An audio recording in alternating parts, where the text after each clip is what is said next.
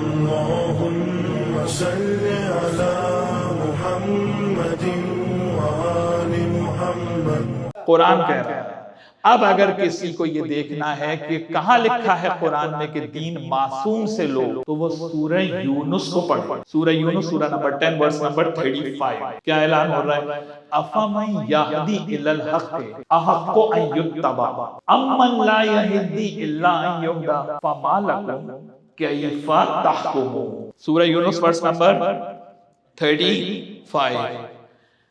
افمن یہدی الی الحق احق ان یتبع، کہا کہ جو اللہ کی طرف سے حق لے کر آیا ہے، افمن یہدی الی الحق، اور جو حق کی طرف ہدایت کرتا ہے، تمہیں گائیڈنس دے رہا ہے، حق کی گائیڈنس دے رہا ہے۔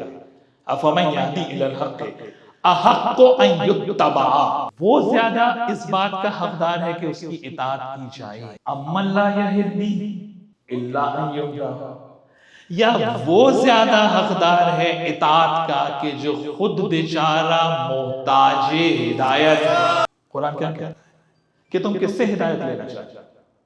اس سے لینا چاہتے ہو کہ جو حق کی طرف ہدایت کر رہا ہے، یا اس سے دین لینا چاہتے ہو جو خود کسی سے ہدایت لیتا ہے، کسی سے گائیڈنس لیتا ہے؟ اس کا معنی اطاعت کس کی ہوگی؟ اطاعت کس کی ہوگی؟ اطاعت اس کی ہوگی جس نے ایک لمحے کے لیے کسی سے گائیڈنس نہ لی۔ جس کو یہ شوق ہو کہ قرآن میں امام کی عصمت کی دلیل کہاں ہے، تو اس سے کہو سورہ یونس کی ورس نمبر 35 میں لکھی ہے۔ کس سے ہدایت ہوگی؟ کہ جو خود محتاج ہدایت ہے، جو خود دوسرے کا منتظر ہے۔ بات تو طے ہو گئی، ہادی کون ہوگا؟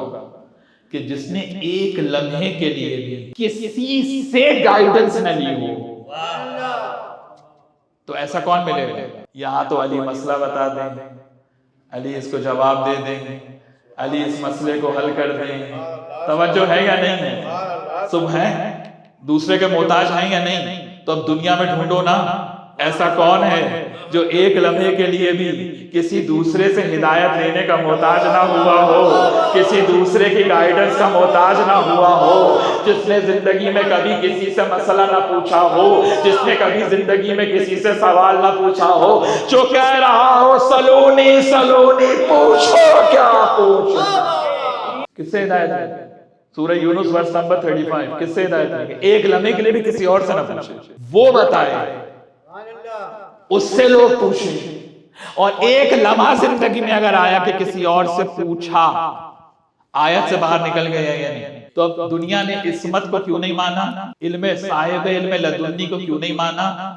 اس لیے کہ کسی کے پاس رول ماڈل ہی نہیں ہے سوائے آپ کے علاوہ۔ تو بھائی بیک فٹ پہ آ کے بات نہ کریں، فرنٹ فٹ پہ آ کے بات کریں۔ آپ ان کو مانتے ہیں جن کی دلیلیں قرآن دے رہا ہے، جن کی صفات کو قرآن بیان کر رہا ہے، جن کے ایٹریبیوٹس کو قرآن واضح کر رہا ہے، جن کی کوالٹیز کو قرآن کھول کھول کے بیان کر رہا ہے۔